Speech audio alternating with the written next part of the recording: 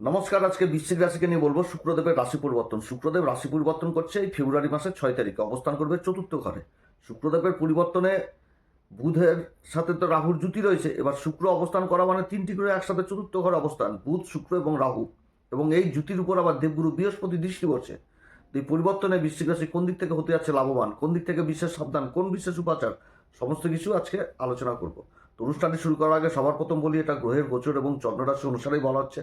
কারো কোনো রকম ব্যক্তিগত পুষ্টিধর আলোচনা নয়। এবং তার সাথে বলবো, যদি অনুষ্ঠানটি ভালো লাগে তাহলে লাইক, শেয়ার, কমেন্ট অবশ্যই করবেন। আগামী দিনে বৃশ্চিক রাশি সম্পর্কিত বহু বহু ভিডিও দেওয়া হবে। যারা জ্যোতিষী সংক্রান্ত বিষয়কে ভালোবাসেন, গুরুত্ব দেন, ইন্টারেস্টেড, আশা করছি তারা বিশেষভাবে উপকৃত হবেন। তো যাই হোক, শুক্র হচ্ছে বৃশ্চিক রাশির ক্ষেত্রে সপ্তমপতি এবং দ্বাদশ ঘরের অধিপতি। দ্বাদশ ঘরটা হচ্ছে তার মূল ত্রিকোণ রাশি তুলা রাশি, অবস্থান করছে চতুর্থ ঘরে। রাহুর সাথে জুতি, আবার বুধের সাথে জুতি, তৈরি হচ্ছে লক্ষ্মীনারায়ণ যোগ। আর এই জুতির উপর দেবগুরু বৃহস্পতির দৃষ্টি পড়ছে। দেবগুরু বৃহস্পতি তো বৃশ্চিক রাশির ক্ষেত্রে কারক গ্রহ, অবস্থান করছে অষ্টম ঘরে, যেটা হচ্ছে মিথুন রাশি।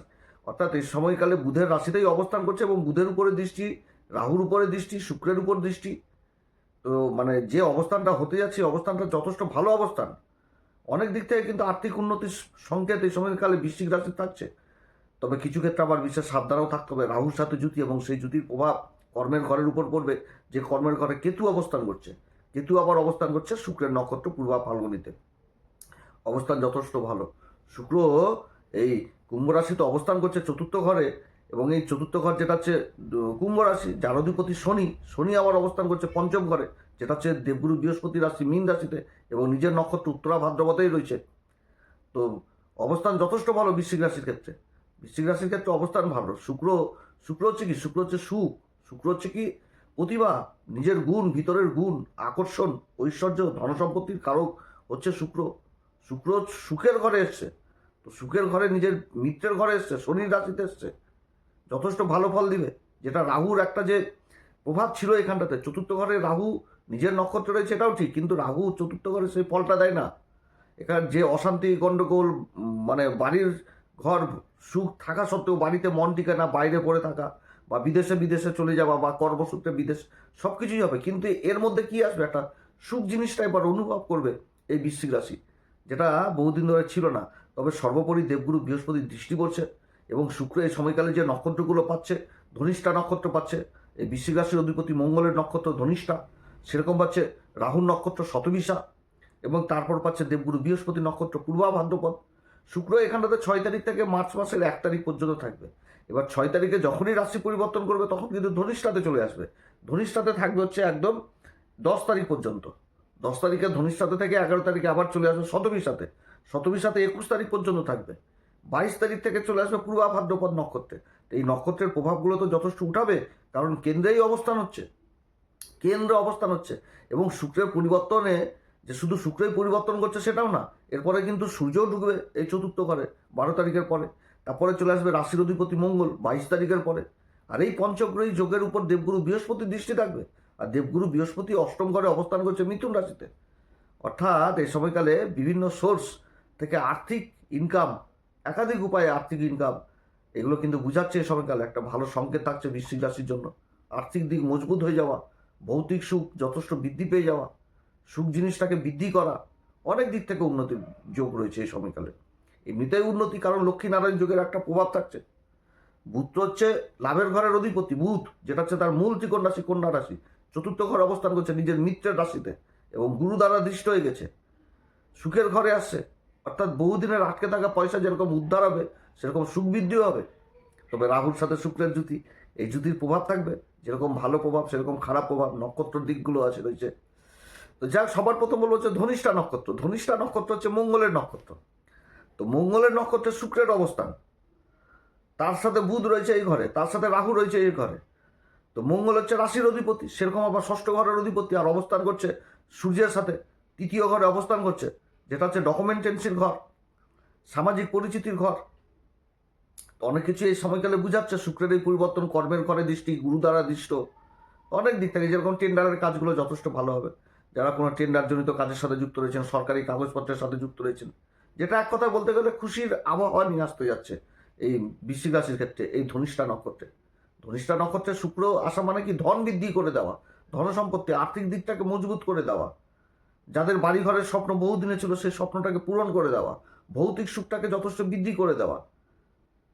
এই সময় কি হবে, যারা বাড়িঘর সংক্রান্ত কাজের সাথে যুক্ত রয়েছেন, ভূমি সংক্রান্ত কাজের সাথে যুক্ত রয়েছেন, সেই সমস্ত কাজগুলোতে বিশেষভাবে উন্নতি। এবং তার মধ্যেও যারা ডেকোরেশনের কাজের সাথে যুক্ত রয়েছেন, হস্তশিল্পের সাথে যুক্ত রয়েছেন, সেই কাজগুলোতে বিশেষ উন্নতি হয়ে যাওয়া। রাজনীতি প্রশাসনিক কাজগুলো যথেষ্ট ভালো হবে, সম্মানের পাত্র হবে, আকর্ষণের পাত্র হবে, নিজের প্রতিভা নিজের গুণের দ্বারা সমাজে পরিচিতি লাভ করবে। সামাজিক পরিচিতির জায়গাটাও যথেষ্ট ভালো হচ্ছে। বন্ধু বান্ধব আত্মীয় স্বজন সবার সাথে সম্পর্কে এই সময় ভালো থাকবে। হ্যাঁ, তবে কি এর মাইনাস দিকও থাকছে। রাহু অবস্থান করছে, একটুতেই রাগারাগি চলবে না, ছলচাতুরি জিনিস চলবে না, অত্যধিক চালাক চতুর, একটুতেই অধৈর্য হয়ে যাওয়া, এগুলো কিন্তু করা চলবে না। নিজের মুখের ভাষার দিকে যথেষ্ট খেয়াল রাখতে হবে, কারণ কর্মের ঘরে কেতু অবস্থান করছে। এবং কেতুর উপর আবার কেতুর উপর আবার কিন্তু মঙ্গলের দৃষ্টিও থাকছে। অর্থাৎ এই সময়কালেও কিন্তু কর্মক্ষেত্রে যে জিনিসটা উঠে আসছে, যে কর্মক্ষেত্রেও কিন্তু নিজের কথাবার্তার দিক থেকেও কিন্তু বিশেষভাবে সাবধান। কারণ মঙ্গলের দৃষ্টি থাকছে কেতুর উপরে, কেতুর উপর অষ্টম দৃষ্টি থাকছে মঙ্গলের, আর তারই নক্ষত্রে কিন্তু অবস্থান করছে শুক্র, আর শুক্রের নক্ষত্র পূর্বা ফাল্গুনিতে কেতু অবস্থান করছে। অর্থাৎ কর্মক্ষেত্রে যে বিপরীত লিঙ্গের প্রতি আকর্ষণ, একটা কুঅভ্যাস, এইগুলো কিন্তু একটা বিপদের জিনিস নিয়ে আসতে পারে। কারণ রাহু সাথে শুক্রের জুতিও থাকছে এই সময়কালে। অর্থাৎ বিপরীত লিঙ্গকে বিশেষভাবে এই সময়কালে সম্মান দিতে হবে। যে নারী হলে পুরুষকে, পুরুষ হলে স্ত্রীকে অবশ্যই সম্মান দিতে হবে, সম্মান করে চলা উচিত। হ্যাঁ, এই জিনিসটা কিন্তু করতে হবে বৃশ্চিক রাশির। আর যে কোনো কাজ হুটহাট করে ডিসিশন এগুলো কিন্তু করলে চলবে না। কারণ শনি কিন্তু আবার পঞ্চম ঘরে অবস্থান করছে। শনি যে নক্ষত্রে অবস্থান করছে উত্তরা ভাদ্রপদ, সেটা কিন্তু হিসাবই বুঝাচ্ছে। অর্থাৎ হিসাব করে চলতে হবে, হিসাব করে চলতে হবে, পাই টু পাই হিসাব করতে হবে। নিজের দায়িত্ব কর্তব্য থেকে দূরে সরা চলবে না। আর তবে কি, যারা এই ধনিষ্ঠা নক্ষত্রে যারা ধনিষ্ঠা নক্ষত্রের গান বাজনা, চিত্র, নৃত্য, মিডিয়া, সোশ্যাল মিডিয়াতে অ্যাক্টিভ রয়েছে, তাদের জন্য কিন্তু আবার খুব ভালো হতে যাচ্ছে শুক্রের এই অবস্থান। সামাজিক পরিচিতি যথেষ্ট বৃদ্ধি পাবে। যারা সোশ্যাল মিডিয়াতে অ্যাক্টিভ রয়েছেন তাদের জন্য যথেষ্ট ভালো অবস্থান। লেখালেখির কাজের সাথে যারা যুক্ত রয়েছেন তাদের জন্য যথেষ্ট, যারা পর্দার আড়ালে লেখালেখি করছে, যেরকম কেউ সিনেমায় লিখছে, কেউ হয়তো কোনো বই লিখছে, উপন্যাস লিখছে, কোনো ড্রামা লিখছে, তাদের জন্য যথেষ্ট ভালো অবস্থান, এই অবস্থানটা হতে যাচ্ছে। কেউ গান লিখছে, এই সমস্ত জায়গাতে বিশেষ উন্নতির যোগ থাকছে বৃশ্চিক রাশির। এরপরে যখন চলে আসবে শতভিসা নক্ষত্রে, যেটা হচ্ছে রাহুর নক্ষত্র। শতভিসা, শত তারার সমাবেশ, ভিসা, ভেষজ, অর্থাৎ আরোগ্য জীবনে লাভ করা, চিকিৎসা বিজ্ঞান, বিভিন্ন জিনিস উঠে আসছে। সফটওয়্যার, কানেকশন, যোগাযোগ, গবেষণা, অনেক জিনিস উঠে আসছে। তো এই সমস্ত কাজের সাথে ইলেকট্রনিক্সের জিনিস উঠে আসছে, মিডিয়া সেক্টর উঠে আসছে, এখানটাতেও সোশ্যাল মিডিয়া জিনিসও উঠে আসছে। তার সাথে বিশেষভাবে উঠে আসছে শিক্ষার জায়গাটা। যে শতভিসা মানে বিশাল ব্যাপার। শতভিসা নক্ষত্রের যদি ইন্টেনশন ভালো থাকে, এরা জীবনে বিজ্ঞানী থেকে আরম্ভ করে ভালো ডাক্তার থেকে আরম্ভ করে গবেষক, বিভিন্ন রকম ক্ষেত্রে এরা এগিয়ে যায়, সব দিক থেকে উন্নতি। কিন্তু মেন ইন্টেনশনটা এখানটাতেও থাকছে যে ভালো দিকে নিয়ে আসতে হবে। খারাপ দিকে গেলে কিন্তু অসুবিধায় পড়তে হবে বৃশ্চিক রাশি। নেশা, ভাঙ, বাজে নেশা, বদ অভ্যাস, এগুলোর দিকে যদি মন ঢুকে যায় তাহলে কিন্তু নেশায় আসক্ত হয়ে যাবে। এটা হচ্ছে মাইনাস দিক হচ্ছে এই শতভিসা নক্ষত্রে। এবং শতভিসা নক্ষত্রের আরও একটি দিক হচ্ছে যে কারো কথা এক কান দিয়ে শুনতে হবে, তার এক কান দিয়ে বের করে দিতে হবে, মনের মধ্যে ধরা চলবে না, না তো কিন্তু বাড়িতে অশান্তি, গণ্ডগোল এগুলো তৈরি না। অর্থাৎ সুখের মাঝখানে গণ্ডগোল, অশান্তি হয়ে যাওয়ার সম্ভাবনা থাকবে এই সময়কালে। মায়ের সাথে যে বিবাদ হয়ে যাওয়া, পিতার সাথে সম্পর্ক খারাপ হয়ে যাওয়া, এগুলোও কিন্তু বুঝাচ্ছে শতভিসাতে, যদি এগুলো হয় আর কি। আর এই সময়কালে ভৌতিক সুখটা যথেষ্ট বৃদ্ধি করাবে। এছাড়া বিদেশ সংক্রান্ত কাজগুলোও যথেষ্ট ভালো হবে, বিদেশ সংক্রান্ত কাজ এই নক্ষত্রে থাকাকালীন। কারণ বুধ রয়েছে এখানটাতে। বুধ হচ্ছে কি, বুধ হচ্ছে তৃতীয় অষ্টম ঘরের অধিপতি, সেরকম লাভের ঘরের অধিপতি। অষ্টম ঘরে অবস্থান করে দেবগুরু বৃহস্পতি দৃষ্টি থাকছে চতুর্থ ঘরে। বিদেশ সংক্রান্ত কাজ যথেষ্ট ভালো হবে। কর্মক্ষেত্রে মান সম্মান, পদোন্নতি সমস্ত কিছু থাকবে। এখানটাতে রাহু বিশেষ করে মনের মধ্যে লোভ, লালসা, আকাঙ্ক্ষা যথেষ্ট তৈরি করাবে। আর সেটাকে বুধ ম্যানেজমেন্ট করাবে, দেবগুরু বৃহস্পতির জ্ঞানের দ্বারা ম্যানেজমেন্ট হবে। আর যে কর্মটা করবে সেই কর্মের মধ্যে প্রতিভা, গুণ, এগুলো শুক্রের দ্বারা উঠে আসবে। অর্থাৎ যথেষ্ট সফলতা পেয়ে যাওয়া। যে কর্মক্ষেত্রে যারা পাত্তা দিচ্ছিল না, বসের দৃষ্টি গোচর হয়ে যাওয়া, এক কথায় যে বসের সম্মুখে চলে আসা এই সময়কালে হবে। যেখানটাতে যে কাজগুলো, সেই কাজগুলো নিজের প্রতিভা, নিজের গুণের দ্বারা কিন্তু আদায় করে নেওয়া, এটাও কিন্তু বুঝাচ্ছে শতভিসা নক্ষত্রে। অর্থাৎ এই নক্ষত্রে বিশেষ উন্নতির যোগ রয়েছে। কিন্তু যেটা মাইনাস দিক বললাম, সেই জিনিসগুলো থেকে কিন্তু দূরে থাকতে হবে। যে বদ অভ্যাস, বদ নেশা, তারপরে বিপরীত লিঙ্গের প্রতি আকর্ষণ, পিতা মাতাকে অসম্মান করা, এগুলো জিনিস থাকছে কিন্তু। অতএব এদিক থেকে কিন্তু সাবধান। এবং নিজের সুখের জন্য ভৌতিক সুখ যথেষ্ট বৃদ্ধি করবে। অর্থাৎ এই সময়কালে কিন্তু খরচাপাতিও যথেষ্ট বৃদ্ধি থাকবে এই বৃশ্চিক রাশির। বৃশ্চিক রাশির কিন্তু খরচাপাতিও যথেষ্ট বৃদ্ধি থাকবে। অতএব এদিক থেকে কিন্তু বৃশ্চিক রাশিকে দেখে শুনে চলতে হবে। আর এরপরে যখন পূর্বা ভাদ্রপদে চলে আসবে দেবগুরু বৃহস্পতির নক্ষত্র, তো দেবগুরু বৃহস্পতির নক্ষত্র আর দেবগুরু বৃহস্পতি অবস্থান করছে সেই অষ্টম ঘর, যে নক্ষত্রের কথা পূর্বা ভাদ্রপদ বলছি, এটা তো তপস্যার নক্ষত্র। এই নক্ষত্রে শুক্র কি করাবে? শুক্র তো ভোগের কারক, সুখের কারক।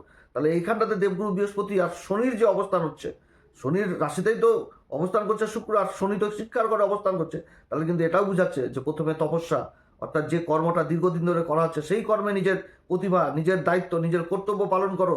সেখানটাতে তুমি তোমার নিজের প্রতিভাকে তুলে ধরো, তোমার গুণকে তুলে ধরো, তারপরে তুমি সেই জায়গায় সফলতা পাবা। কারণ অর্জুন কিন্তু সেই এই পূর্বা ভাদ্রপদ নক্ষত্র, যে নক্ষত্র অজয় এক পদ, এক পায়ে দাঁড়িয়ে কিন্তু কঠিন তপস্যা করেছিল, তারপরে কিন্তু বলে আবার কাছ থেকে সেই আশীর্বাদ লাভ করেছিল। অর্থাৎ প্রথমে তুমি কর্ম করো, সেই কর্মের ফলস্বরূপ যেটা তুমি পাবা সেটা তুমি ভোগ করো। ওটাই কিন্তু বুঝাচ্ছে এই কর্মে, যে কর্মের ঘরেই কিন্তু শুক্রের সেই দৃষ্টি থাকছে। অর্থাৎ কর্মক্ষেত্রে তোমাকে প্রথমে তপস্যা করতে হবে, আর তপস্যা কী হবে? যে গুরুর নির্দেশ হবে, যে তোমাকে পথ দেখাবে। অর্থাৎ এই সময়কালে যে কোনো কাজ করতে গেলে বাড়ির লোকজনের সাথে অবশ্যই পরামর্শ নিতে হবে, তাদের পরামর্শ দিয়ে তার সেই দিকেই তোমাকে এগিয়ে যেতে হবে।